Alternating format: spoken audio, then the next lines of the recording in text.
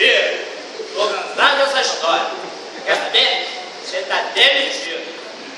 Tem emprego e tua casa.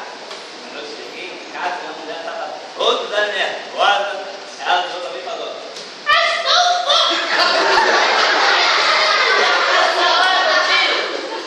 eu vi mais falei: amor, meu gordinho, coração,